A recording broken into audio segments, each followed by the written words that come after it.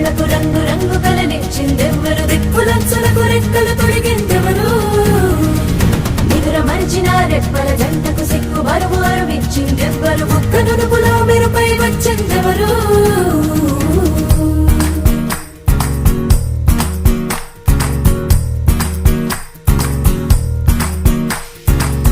నా వసంతం నీకు